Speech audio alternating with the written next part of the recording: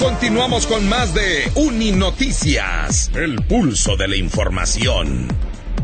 Con Ramsés Yunes Zorrilla, por la Invasora 88.9.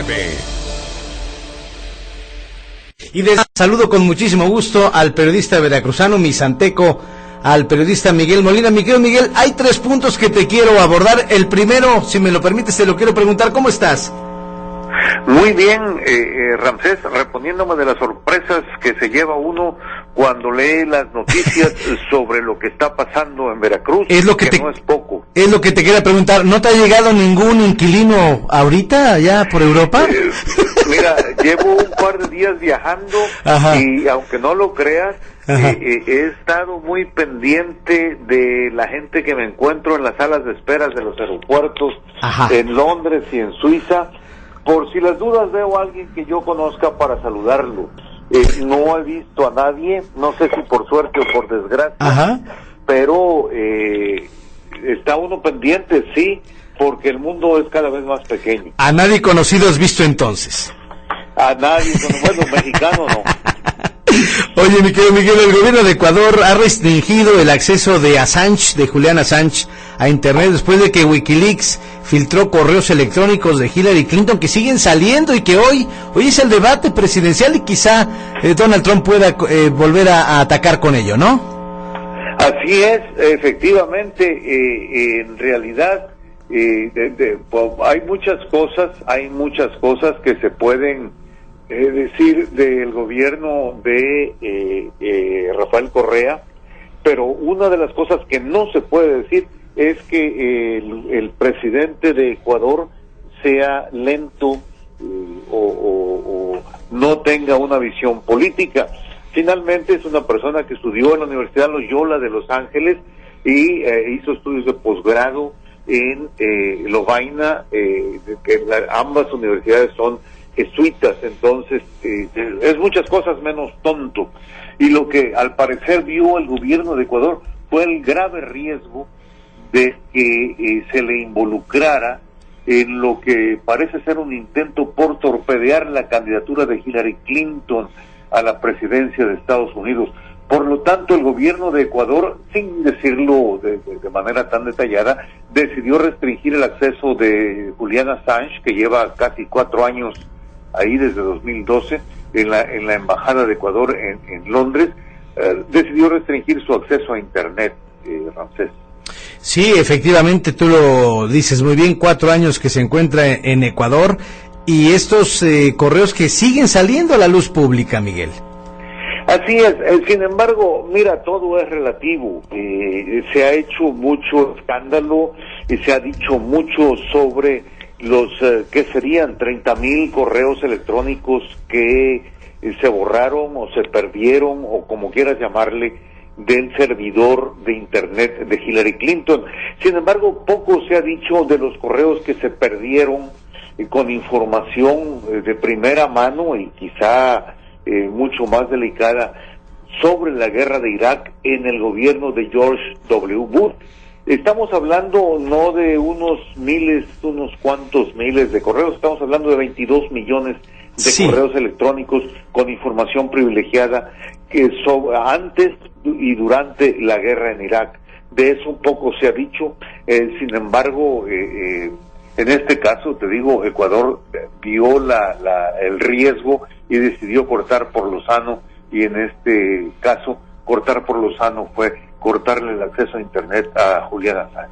Miguel Molina, en París, Francia, la UNESCO aprobó una resolución que ha enfurecido a Israel y a miles de judíos alrededor del mundo porque, según los israelíes, niegan los profundos vínculos históricos entre el pueblo judío y sus santuarios en Jerusalén, y esto lo ha aprobado la UNESCO, y esto ha también orillado a que nuestro representante en la UNESCO, el embajador Andrés Ruemer, inclusive ya fue separado del cargo porque empezó a filtrar información, no votó.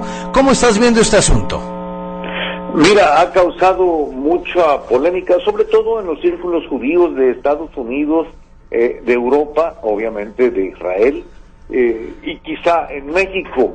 México fue uno de los 24 países, hay que reconocer que los otros 23 eran países afines a las naciones árabes que votaron a favor de esta resolución que reconocía a Jerusalén como un lugar sagrado para los musulmanes y mencionaba a Israel como un poder que ocupaba ese territorio de manera ilegal. México fue uno de esos 24 países que votaron a favor de la resolución. Otros 6 países, entre ellos Estados Unidos, Alemania y Gran Bretaña, votaron contra la resolución y 26 se abstuvieron. Pero lo que aquí causó cierta sorpresa, digamos, cierto extrañamiento, fue que en un paso inesperado, México anunció el lunes por la noche que había cambiado su posición y que si se celebraba una segunda votación se iba a abstener.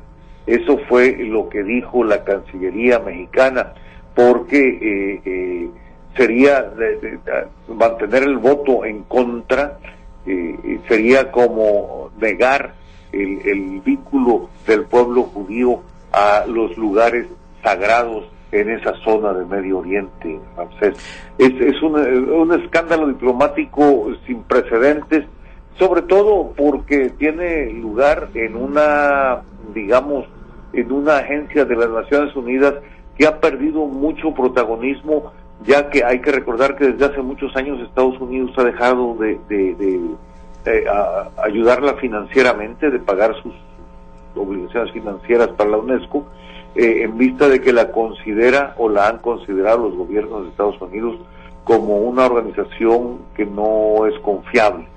Miguel Molina, si ves a alguien conocido, ¿me avisas? ¿A ti o a la PGR primero? A quien tú quieras, Miguel. Te mando un abrazo y buenas noches para ti. Ramsés, sí. Espero que mi columna de mañana, que se publica, entre otras partes, en Uninoticias,